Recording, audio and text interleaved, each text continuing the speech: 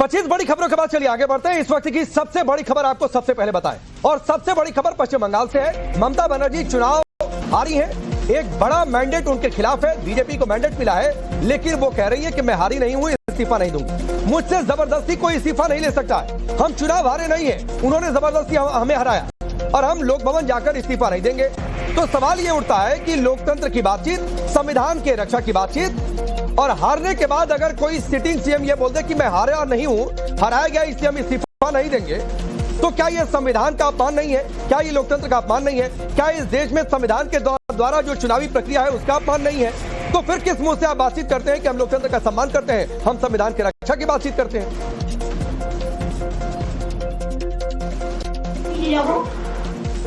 तो इस वक्त की सबसे बड़ी खबर है, पश्चिम बंगाल की मुख्यमंत्री जो कि अब चुनाव हार गई हैं, जिन्हें जनता ने मैंडेट दिया है कि अब वो सत्ता से बाहर जाए, बीजेपी को मौका दिया है, वो कह रही है कि वो चुनाव हारी नहीं है, इसलिए वो इस्तीफा नहीं देंगे। तो जाहिर सी बात है, आगे संविधान में इसके लिए भी प्रावधान है, और संविधान में प्रावधान है, राज्यपाल को शक्तियां दी गई हैं। एक बार सुनिए सर। राजभवन जावे কেন কিসের জন্য? আমরা তো হারিনি, যাব হারলে আমি যদি শপথ দিতে যেতাম তাহলে আমি রেজিগনেশনটা করতাম। এখন তো question doesn't arise.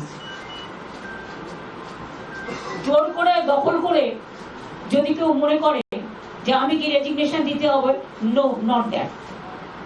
Now also I want to say that we didn't lose the election.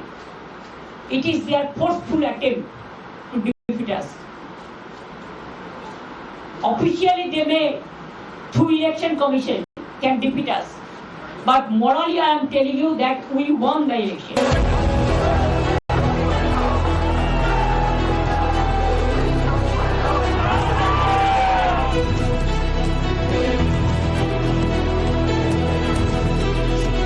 ये जीत हिंदुत्व का जीत है। बहुत खुशी है कि आज बहुत टाइम बाद हिंदू कभी अपने बंगाल में इस तरह आए हैं। लास्ट 5 साल से वेट कर रहे थे इस मूवमेंट का।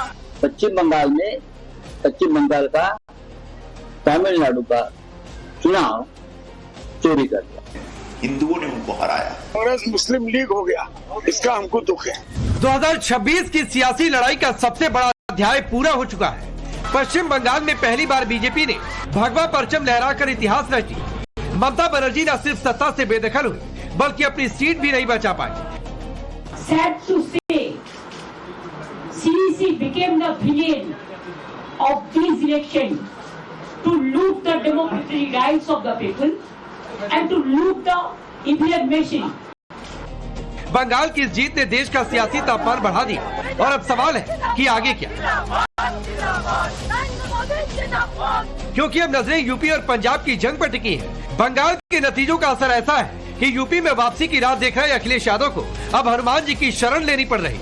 आज बड़े मंगल के दिन संकट मोचक हनुमान जी की तस्वीर सोशल मीडिया पर पोस्ट करते हुए अखिलेश यादव ने लिखा, सब सुख लहे तुम्हारी सरना, तुम रक्षक काहू को डरना, संकट से हनुमान छुड़ावे, मन क्रम वचन ध्यान जुलावे।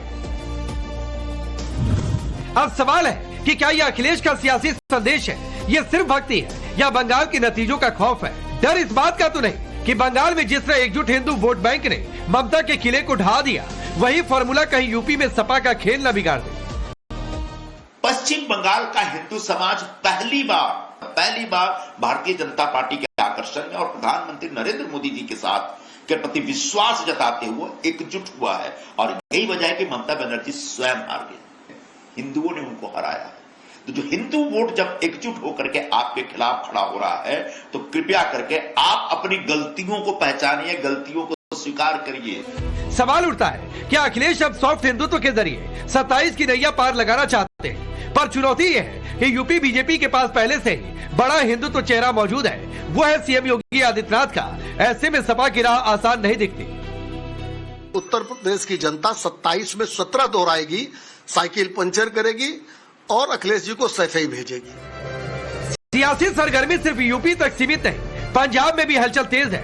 आम आदमी पार्टी के नेता बोल रहे हैं, बीजेपी जिस दिल्ली और बंगाल को मोदी लहर की चरम सीमा पर नहीं जीत पाई, उसको तब जीत लिया जब मोदी जी की लोकप्रियता पूरे देश में पाताल में जा रही। कैसे? केजरीवाल तो पंजाब में प्रधानमंत्री मोदी के अश्वमेध के घोड़े पर लगाम कसने के हुंकार भर रहे हैं। ये लोग सारे चुनाव असम जीत गए, बंगाल जीत गए, बिहार जीत गए, महाराष्ट्र जीत गए, दिल्ली जीत गए, जहां देखो ये जीतते जा रहे हैं। अगली साल फरवरी के अंदर जब पंजाब के चुनाव होंगे, इस बार अश्वमेध का घोड़ा नहीं रुकेगा। पंजाब के चुनाव के बाद मोदी सरकार गिरेगी, देश के अंदर मोदी सरकार का अंत पंजाबी करेंगे। कांग्रेस भी खुलकर मैदान में है। राहुल गांधी तो अब वोट चोरी के बाद सीट चोरी के आरोप लगा रहे हैं। बंगाल के चुनावी नतीजे आने पर राहुल गांधी ने सोशल मीडिया पोस्ट में लिखा, हम ममता जी से सहमत हैं। बंगाल में 100 से अधिक सीटें धांधली से जीती गई। इसके अगले दिन उन्होंने पूरे विपक्ष को नसीहत देते हुए एक और पोस्ट किया, जिसमें उन्होंने लिखा, कांग्रेस के कुछ लोग और अन्य लोग टीएमसी की हार पर खुशी मना रहे हैं। उन्हें ये बात स्पष्ट रूप से समझनी चाहिए, असम और बंगाल के जनादेश की चोरी भाजपा द्वारा भारतीय लोकतंत्र को नष्ट करने के अपने अभियान में एक बड़ा कदम है। छोटी राजनीति को एक तरफ रख दे, ये किसी एक पार्टी या दूसरी पार्टी का मामला नहीं है, ये पूरे भारत का मामला है। लेकिन ध्यान दीजिए, यही राहुल गांधी बंगाल की रैलियों में कह रहे थे कि टीएमसी और ममता बनर्जी के भ्रष्टाचार और गुंडा राज ने बंगाल में बीजेपी को रास्ता दिया।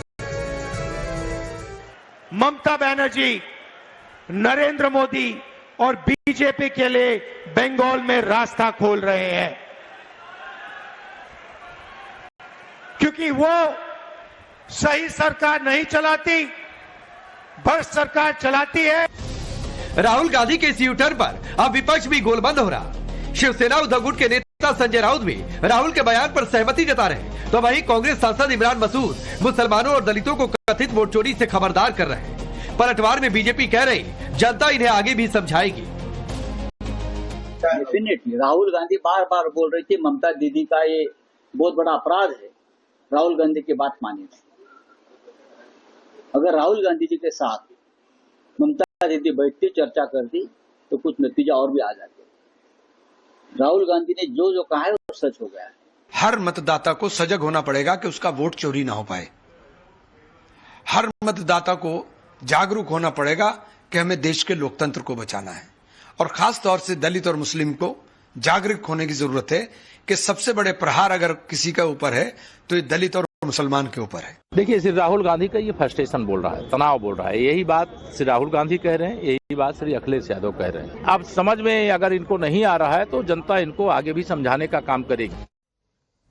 तो चलिए आपने रिपोर्ट देखी। मैं आपका परिचय आज के मेहमानों से करवाता हूं। धनंजय गिरी भारतीय जनता पार्टी के नेता और प्रवक्ता, सूर्या मैथिले पॉलिटिकल एनालिस्ट के तौर पर, नीरज राय जी पॉलिटिकल एनालिस्ट हैं, टीएमसी का पक्ष लेंगे, चंद्रमोहन शर्मा जी कांग्रेस पार्टी के नेता, प्रोफेसर धर्मेंद्र यादव समाजवादी पार्टी के नेता और प्रवक्ता, और निवांश शर्मा हैं आम आदमी पार्टी के नेता और प्रवक्ता। आप सभी का बहुत बहुत स्वागत है। शुरुआत में नीरज राय आपसे करता हूं, टीएमसी का पक्ष आप लेंगे, तो जनता का हराना काफी नहीं है, बर्खास्तगी से कुर्सी छोड़ेंगी दीदी?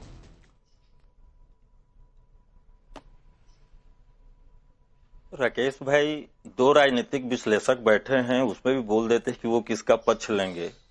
मैं तो लोकतांत्रिक तरीका से ही पक्ष लूंगा, और जो वास्तविकता है उसी पे बात रखा जाएगा। आप कह रहे हैं कि ममता बनर्जी पद छोड़ेंगी नहीं, वो बोल भी रही हैं कि मैं हारी नहीं हूं, हराई गई हूं। तो भारतीय जनता पार्टी विगत 2016 से अगर देखा जाए तो हर बार चुनाव के दौरान ही 2 महीना पहले आरोप लगाना शुरू करती थी, 1 महीना बाद आरोप खत्म, फिर चुनाव तक की कार्रवाई। अगर इस पे भाजपा को बताना चाहिए था कि कितने बिंदुओं पे कार्रवाई करी गई, लेकिन ये पूरे चुनाव में यही देखा जा रहा है कि हिंदू मुसलमान और जय श्री राम पे जब सरकार बनती जा रही है तो अन्य मुद्दे गौण होते जा रहे हैं। लेकिन भारतीय जनता पार्टी सरकार बनाए वहां। नीरज भाई सुनिए ना सर, सुनिए अभी मुद्दों की बात ना करेंगे। नीरज भाई सुनिए सर, सुनिए 1 मिनट सर। एक तो अब मुद्दों की बातचीत अभी नहीं करूंगा, और इसलिए बातचीत नहीं करूंगा क्योंकि पिछले 1 महीने यही हुआ है सर। मुद्दों की बातचीत नहीं करूंगा, और आज का मुद्दा है कि संविधान का हनन हो रहा है कि नहीं हो रहा है। आज का मुद्दा है कि लोकतंत्र का अपमान हो रहा है कि नहीं हो रहा है। और आपको बहुत दिक्कत हो गई कि मैंने ये कह दिया कि आप टीएमसी का पक्ष ले रहे हैं, तो आप बोल दीजिए कि मैं टीएमसी का पक्ष नहीं ले रहा हूं। मुझे ये जानकारी थी कि आप टीएमसी का पक्ष लेंगे, इसलिए मैंने बोल दिया। आप बोल दीजिए कि मैं टीएमसी का पक्ष नहीं ले रहा हूं। आपको इतना दुख क्यों हो गया, या आपने स्टैंड चेंज कर लिया? अरे हमको दुख नहीं है। फिर? अरे दुख हमको नहीं है, इस चीज को आप प्रमाणित मत करिए। अरे मैं कहा प्रमाणित कर रहा हूं? आपने शुरुआत में ऑब्जेक्शन जताया कि मेरे साथ क्यों जोड़ दिए कि मैं टीएमसी का पक्ष लूंगा। उनके साथ में चारण क्यों गा रहे हैं भाई? क्यों नहीं बोलूंगा, क्यों नहीं बोलूंगा भाई? टीएमसी क्या व्यक्ति, एक राजनीतिक विश्लेषक और बैठे हुए हैं। अरे तो उनको लेकर नहीं जानकारी है, भाजपा के लेंगे, कांग्रेस। अरे उनको लेकर नहीं जानकारी है कि वो किसका पक्ष लेंगे। सूर्या मैथिल मेरे बगल में है, उनको लेकर नहीं जानकारी है। अरे आप वो अधिकतर कई बार बीजेपी का पक्ष ले लेते हैं, ये भी बात सही है। या आप वही प्रमाणित कर रहे हैं क्या? अरे तो भारतीय जनता पार्टी असली हिंदू नकली हिंदू का नीरज भाई, मैंने आपको विकल्प दिया तो आप बोल दीजिए मैं टीएमसी का पक्ष नहीं लूंगा, हट, बात खत्म। इसमें कौन सी बड़ी बात है? एक लाइन में विकल्प देने वाले कौन है भाई? आप बात रखिए। नहीं सर, यहाँ तो मैं ही हूँ। स्पष्टीकरण सुनिए नीरज भाई, यहाँ मैं ही हूँ, विकल्प देने वाला, सवाल पूछने वाला। यहाँ पर बैठे सभी लोग जवाब देने के लिए हैं सर, तो जवाब देना होगा। तो यहाँ विकल्प मैं दे सकता हूँ सर। सकते हैं, सवाल का जवाब लेंगे राकेश भाई। हाँ तो मैं सवाल, आपने ऑब्जेक्शन जताया सर कि मैंने कैसे कह दिया कि टीएमसी का पक्ष ले रहे हैं, तो आप बोल दीजिए कि मैं नहीं ले रहा हूँ, बात खत्म हो जाएगी। एक लाइन में मैंने ऑब्जेक्शन इसलिए जताया, यह बात नहीं है। दो राजनीतिक विश्लेषक बैठे हैं यहाँ पर, उसमें दोनों के बारे में आपको बोलने की आवश्यकता है, सिर्फ एक के बारे में नहीं। लेकिन आप तो वही कर रहे हैं कि मोदी जी जो करें मंदिर तोड़े तो चलिए भाई, चलिए ठीक है। मैं ये कह रहा हूं कि नीरज राय टीएमसी का पक्ष नहीं ले रहे हैं, सिर्फ पॉलिटिकल एनालिस्ट की हैसियत से है। बात खत्म। अब बताइए कि क्या दीदी बर्खास्तगी से कुर्सी छोड़ेंगी और क्या यह संविधान सम्मत है?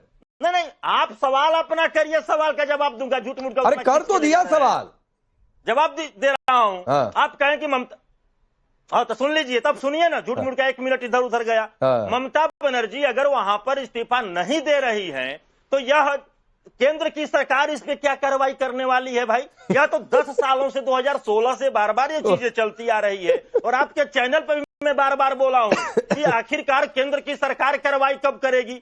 लेकिन यहां पर भाजपा के लिए भी शेर पे सवा शेर मिल चुका है, और कई बार नहीं, बारंबार शेर पर सवा शेर नहीं बोलते हैं। अब सुनिए सर, एक लाइन में, अगर कोई संविधान की धज्जियां उड़ा दे, लोकतंत्र का अपमान करे, जनादेश का अपमान करे, तो इसको शेर पर सवा शेर नहीं बोलते हैं। क्या बोलते हैं वो मैं बोलना नहीं चाहता हूं, वो धनंजय गिरी बोल देंगे। धनंजय गिरी बताइए, अब आप लोग क्या करेंगे? एक अलग तरीके की सिचुएशन है।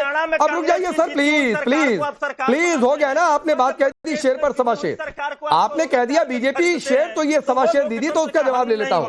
अब धनंजय गिरी बताइए, दीदी कह रही है वो इस्तीफा नहीं देंगी। बिल्कुल है। हाँ ठीक है, रुक जाइए। अरे तो रुक जाइए ना नीरज भाई, फिर आप एक मिनट इधर उधर उधर उधर, तो रुक जाइए भाई, रुक जाइए। अभी मैं सबसे इसी सवाल पर जाऊंगा। अभी रुक जाइए, रुकिए नीरज भाई, रुक जाइए। बोलिए धनंजय गिरी। देखिए, सबसे बड़ी बात है कि भारत के संविधान के अनुच्छेद 164 में मंत्रियों की नियुक्ति और तमाम उसकी बर्खास्तगी से लेकर तमाम भारत के संविधान में बाबा साहब डॉक्टर भीमराव अम्बेडकर के प्रदत्त संवैधानिक शक्तियों में ये उल्लेख है कि किसको कब छोड़ना है, कब नहीं छोड़ना है। हाँ, अगर किसी को संविधान का सम्मान नहीं करते हैं, आपके संविधान के प्रति आस्था नहीं है, भारत के लोकतंत्र में आपकी आस्था नहीं है, लोकतंत्र को लूटतंत्र बना करके और लहूलुहान करके मां माटी मानुष को मिट्टी में मिलाने का काम जो ममता बनर्जी ने जिस निर्ममता से किया बंगाल में, उसी निर्ममता की सजा वहां की जनता ने उनको दी है। और जो बचा खुचा है वो भी नहीं बचेगा। जो उनकी स्थिति हो रही है, जिस तरह से लोकतंत्र में उनकी अनास्था सामने आ रही है, हालांकि इतिहास उनका पुराना है। कभी जेपी के लोग इमरजेंसी लगी थी, जेपी गए थे उसका विरोध करने, तो उनके गाड़ी के बोनट पर लोकतंत्र के नृत्य पर, छाती पर उनका पहला नृत्य भी हुआ था ममता जी का। ऐसा बहुत लगा है। और कभी ममता जी को लोकतांत्रिक मूल्यों में कभी आस्था रही नहीं। जिस तरह से अनारकी उन्होंने कभी जहांगीर से को किसी कोई जागीर दे दी, किसी शाहजहां से को कोई जहां दे दिया। यही कारण है कि आप पता नहीं आपको कि आपने क्या क्या जुल्म किए, और आपको लगता था कि यही जुल्म जो आपके नेता कहते थे कि अमर नयन बसे काबा हृदय मदीना, तो आप समझ रहे थे कि आपने खुलेआम अपीचमेंट की, तुष्टीकरण का तड़का जो लगाया। सबसे बड़ी बात है कि राजनीति का कहरा बदल रहा है और आप पुराने के कहरे को गा रहे हैं। आप जिस तुष्टीकरण के रथ पर सवार होना चाहते हो, उसके दिन हवा हुए, वो दिन हवा हुआ जब पसीना गुलाब होता था। अब सबको अपना हक चाहिए, सबको पता है ठीक है आप क्या कर रहे हैं। तुष्टीकरण का तड़का लगाने के दिन चले गए। अब नरेंद्र मोदी जी की नीतियों में देश चल रहा है। धनंजय जी मैं आ रहा हूं सर, जरा इस पर एक बार मैं सबकी राय लेना चाहता हूं कि कितने लोग ममता बनर्जी से सहमत हैं, उनके इस स्टैंड के साथ हैं, और कितने लोग खिलाफ हैं। अब चंद्रमोहन शर्मा जी, बार बार राहुल गांधी भी बात करते हैं संविधान की रक्षा की बात, संविधान की तो प्रति हाथ में लेकर कई बार वो चलते हैं। अब ये मुझे बताइए कि जो कुछ ममता बनर्जी ने कहा, ये संविधान का हनन है कि नहीं है, ये लोकतंत्र जनादेश का अपमान है कि नहीं है, और आप लोग क्या इसके साथ हैं, इस स्टैंड के साथ हैं? देखिए, संविधान तो कहां का राकेश जी हनन होता, कहां का नहीं होता, ये तो बहस का विषय, और इस पर अगर आप कोई डिबेट रखो तो फिर बड़े विस्तार। सर अभी बंगाल वाला बता लीजिए, बाकी वाले पर भी कभी कर लेंगे। संविधान की बात में ये मैं बंगाल पे बात कर रहा हूँ। मैं बंगाल पे ही बता रहा हूँ। अब आपकी इस बात पे एक बात तो साबित है, मैं भी बड़ा अचंभित होता अगर बड़ा कहीं टीएमसी जीत जाती, क्योंकि मैं भी पूरी तरह से श्योर था कि बीजेपी जीतेगी और बीजेपी के जीतने से, क्योंकि पूरा मेरा विश्वास जो चुनाव आयोग से खत्म हो जाता। ठीक है। और ज्ञानेश जी से तो मेरा पूरा विश्वास खत्म हो जाता है अगर कहीं टीएमसी जीत जाती। अच्छी बात। तो देश के कई नागरिकों का विश्वास चुनाव आयोग ने बनाया। इसके लिए देश के उन नागरिकों का बहुत बहुत धन्यवाद, भारतीय जनता पार्टी का धन्यवाद जो संविधान को नहीं मानते हैं। ये आपका जवाब था जो संविधान पे आपने पूछा था। नहीं तो संविधान को ये नहीं भारतीय पूछा था जनता पार्टी मानती नहीं। चंद्रमोहन जी ये नहीं पूछा था कैसे? सर सवाल आपको फिर दोहरा देता हूं, ये सवाल नहीं पूछा था, थोड़ा ईपी वगैरह दुरुस्त कर लीजिए सर। सवाल ये नहीं पूछा था, सवाल ये पूछा था कि एक मौजूदा मुख्यमंत्री, उनकी पार्टी हार जाए, वो अपनी सीट हार जाए और वो ये कहे कि मैं इस्तीफा नहीं दूंगी, क्या यह संविधान सम्मत है, हाँ या ना? क्या यह संविधान का अपमान नहीं है, हाँ या ना? क्या यह जनादेश का अपमान नहीं है, हाँ या ना? अरे मैं भी तो वही संविधान, आप अपना एपिक एक छोटा सा भाई आप एक छोटा सा इंटरव्यू करो। मैंने भी एक छोटा सा 5 जजों ने ये कहा चंद्रमोहन जी आ रहा हूं, 10 सेकंड चंद्रमोहन भाई, 10 सेकंड 10 सेकंड सर, 10 सेकंड बोलिए। एक इनका भी सवाल है, धनंजय गिरी का।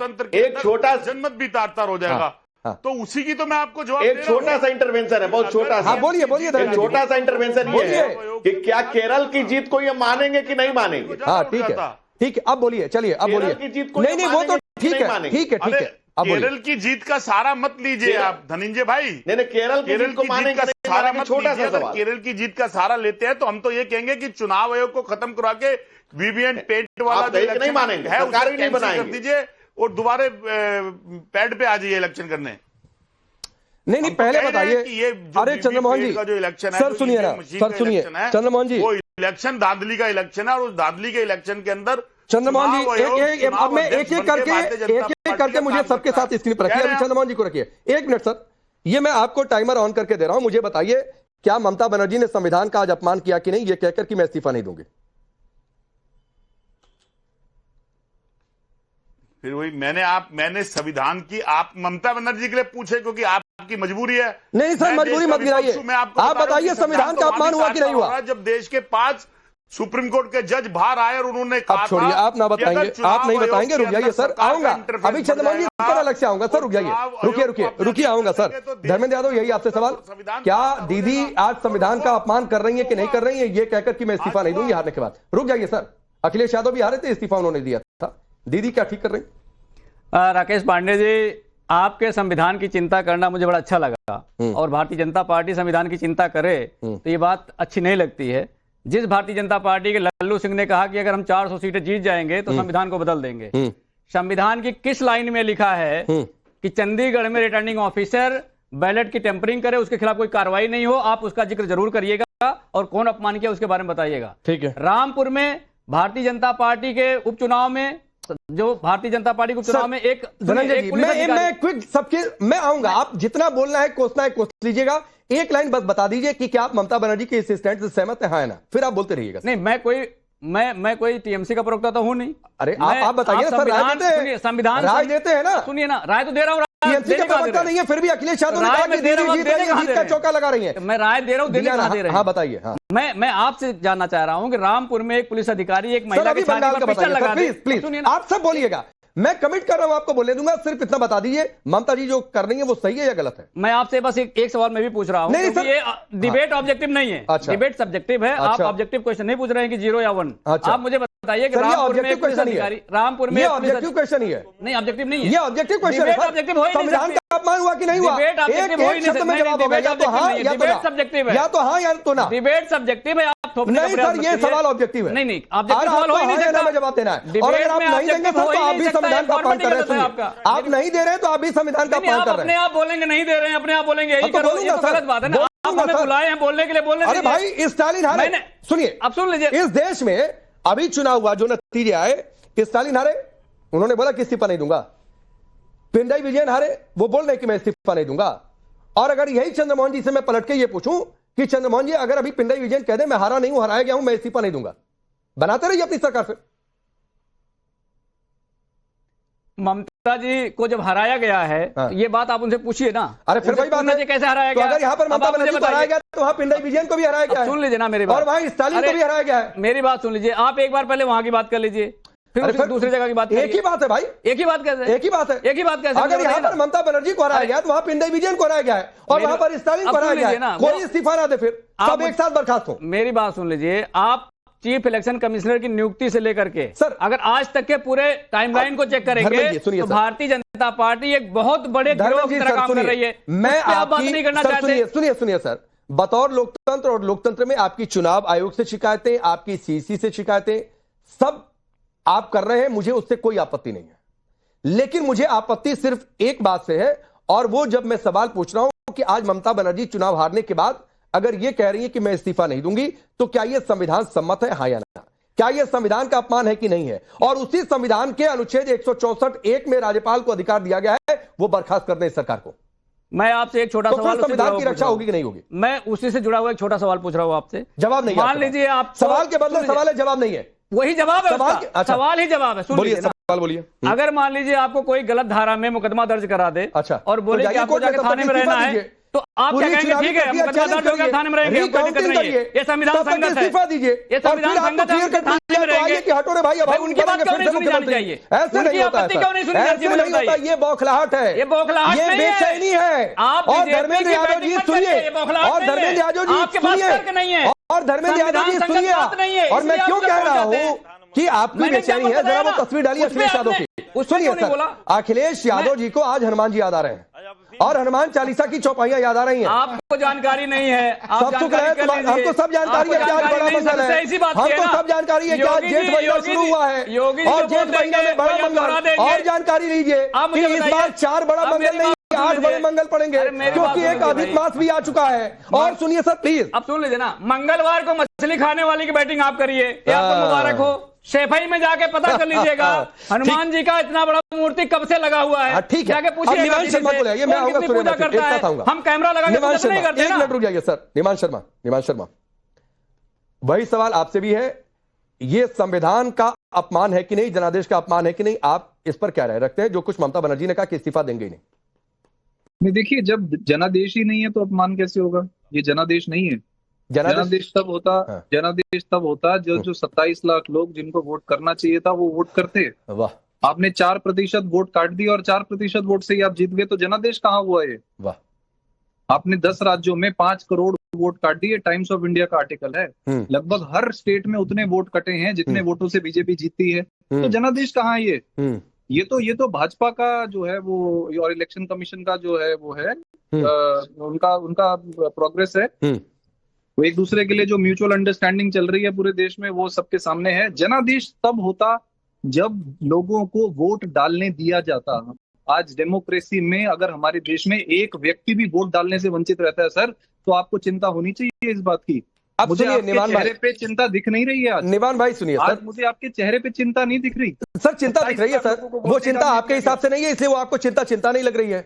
तो सर सुनिए, आप कह रहे हैं अगर आप आज कांग्रेस पार्टी की इस बात से, समाजवादी पार्टी की इस बात से सहमत है कि बंगाल चुनाव में धांधली हो गई है, यही राहुल गांधी जाकर बंगाल में कह रहे थे कि टीएमसी का गुंडा राज है, यही राहुल गांधी कह रहे थे कि टीएमसी और ममता बनर्जी का इतना खराब राज था कि उसने बीजेपी का रास्ता दे दिया, तो चुनावी रैली में जाकर वो ये कह रहे थे। तो या तो राहुल गांधी की तब की बात सही हो सकती है, या तो आपकी बात सही हो सकती है। और अगर वाकई टीएमसी के गुंडा राज ने बकौल राहुल गांधी बीजेपी को रास्ता दे दिया और बीजेपी को मैंडेट मिल गया, तो अभी संविधान का अपमान हो रहा है।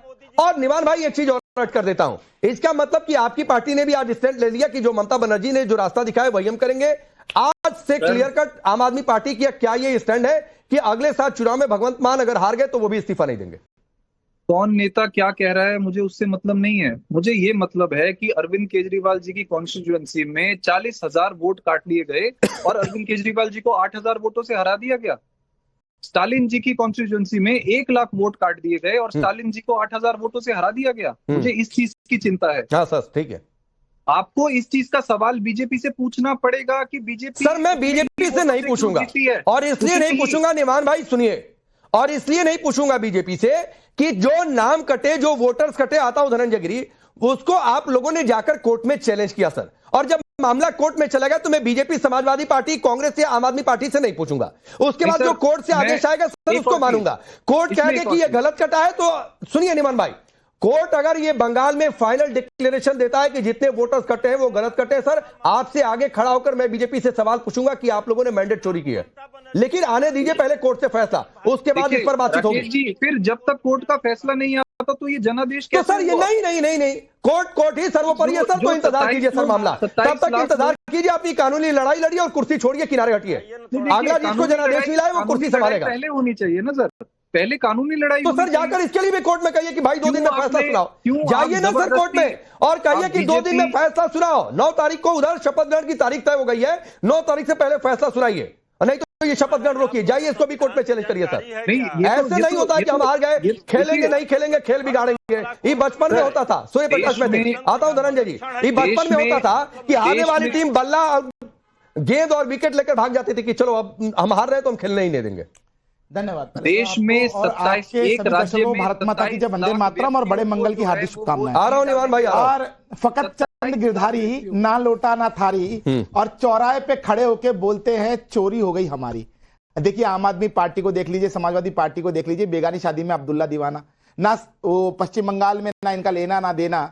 जब इनसे पूछो कि भैया केरला के अंदर, केरलम के अंदर यदि पिनराई विजयन इस्तीफा नहीं देंगे तो क्या वो सही होगा, उस पर आवाज नहीं निकलेगी। स्टालिन अगर कह देंगे कि इस्तीफा नहीं दूंगा, उस पर आवाज नहीं निकलेगी। लेकिन पश्चिम बंगाल में भारतीय जनता पार्टी जीती है और एकदम 2 तिहाई नहीं 3 तिहाई बहुमत से जीती है, तो आप परेशानी हो रही है। असलियत में मैं आपको बताता हूँ, देखिए ये है भारत का संविधान। इस संविधान के अंदर जिन शक्तियों से ममता बनर्जी जी ने 2011 में सत्ता संभाली थी, आज इसी संविधान की आर्टिकल्स के आधार पर चुनाव आयोग ने चुनाव कराया और फेयरलेस और फेयर इलेक्शन हुआ।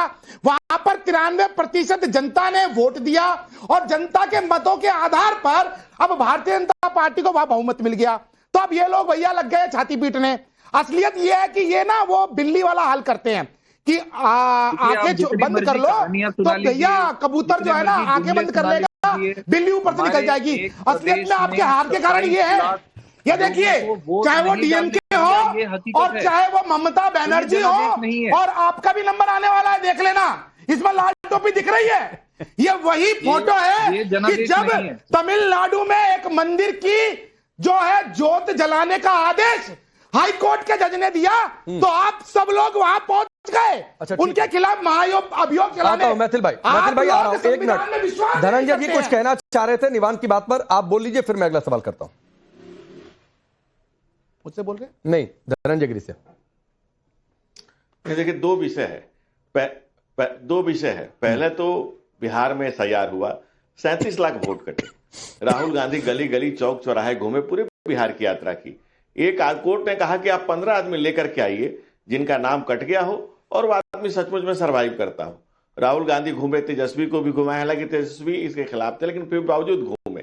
एक वार्ड पार्षद को उन्होंने पकड़ा और उसने कहा कि मेरा वोट कट गया है। दूसरे दिन उन्होंने कहा कि मुझे जबरदस्ती कांग्रेस से कुछ नेताओं ने कहवाया था, ऐसा कुछ नहीं हुआ है। कोर्ट ने 3 डेट दिए कि 15 आदमी लेकर, 5 आदमी कोर्ट में नहीं जमा हुए। वो 37 लाख, आपको पता है कि 3 लाख अगर हो तो रोड सड़कें गाड़ी गांधी मैदान पटना का जाम हो जाए।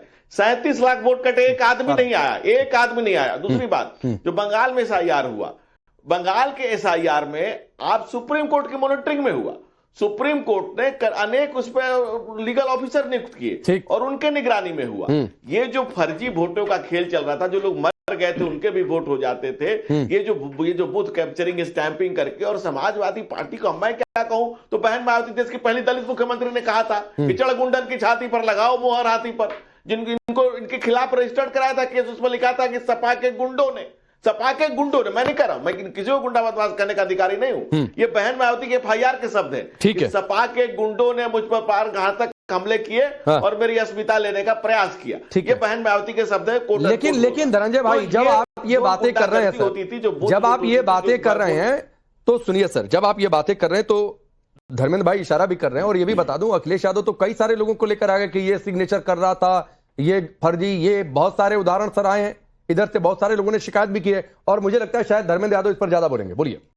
राकेश पांडे जी, अकेले समाजवादी पार्टी ने 10,000 एफिडेविट इलेक्शन कमिश्न ऑफ इंडिया को दिया था और उसमें एक में भी कार्रवाई नहीं हुई। तो ये इलेक्शन कमिश्न ऑफ इंडिया क्या करना चाहता है? अब बीच में मत बोलो, आप फेफड़े की ताकत से पूरे बोल रहे हैं, फेफड़ा फट जाएगा, फेफड़ा फट जाएगा बोल बोलने की जरूरत नहीं है बीच में, आपके बीच में किसी ने बोला नहीं, फेफड़ा फट जाएगा भाई। आपको नहीं पता आप बीच में बोलने से कोई फायदा नहीं है, आप अपनी बारी में बोल लीजिए, अब कर लीजिए ना, अपनी बारी में बोल लीजिए। नहीं सर, अपनी बारी में मैं इसको रोकता हूँ, मैं ये रोकता हूँ, मुझे 10 सेकंड और बोलना है। सूर्या में एक बात सच है, सुनिए, मैं आपको दे रहा हूं 10 सेकंड। एक बात सच है कि यूपी में जब एसआईआर हो रहा था तो ये बात फैक्ट है, जो बात धर्मेंद्र यादव कह रहे हैं कि ग्राउंड पर सबसे ज्यादा समाजवादी पार्टी के वर्कर्स दिखे थे और उन्होंने इसमें बहुत बेहतर तरीके से काम किया, लोगों को जागरूक करने के लिए, किसी का वोट ना कट जाए इसके लिए। यह भी बात एक फैक्ट है। बोलिए धर्मेंद्र यादव। राकेश पांडे जी, दूसरी बड़ी बात मैं कहता हूं कि वेस्ट बंगाल की ड्राफ्ट सूची आने के बाद वहां पर वोट घटे हैं। पूरे भारत के इतिहास में ऐसा कभी नहीं हुआ है कि जब भी एसआईआर हुआ हो ड्राफ्ट सूची के बाद वोट घटे, वोट बढ़ते हैं बेसिकली, क्योंकि जिसका वोट छूट जाता है दूसरे को लाजमी वोट बढ़वाता है। ठीक है। और एक वोट दो वोट नहीं, 27 लाख वोट घटे हैं। ठीक है। ये भारतीय जनता पार्टी की सोची समझी रणनीति है। अभी इस पर आता हूं सर, सुनिए, हाँ, इस पर आऊंगा सर, अभी रुक जाइए सर, इस पर आऊंगा। और आमतौर पर एसआईआर होता है तो वोट घटता ही है सर। 10 सेकंड मुझे और बोलना है। वोट घटता ही है, आपका 10 सेकंड हो गया, समय मेरा समाप्त हो जाएगा। मुझे सुनिए सर, ज्ञानेश जी पर आऊंगा सर। अभी तो ये चर्चा अभी आज देखिए ना, अगले 3-4 दिन यही होने वाला है। रुक जाइए। अब चंद्रमोहन जी मुझे बताइए, अभी जानकारी ये मिली है कि थोड़ी देर बाद शायद आपकी पार्टी केरल के लिए पर्यवेक्षक भी नियुक्त करेगी, जो वहां पर जाए, पार्टी का प्रोसेस है। लेकिन मुझे बताइए कि अगर पिनराई विजयन अब से थोड़ी देर बाद ये कह दें भाई मैं इस्तीफा नहीं दे रहा, फिर बताइए क्या बोलेंगे आप लोग?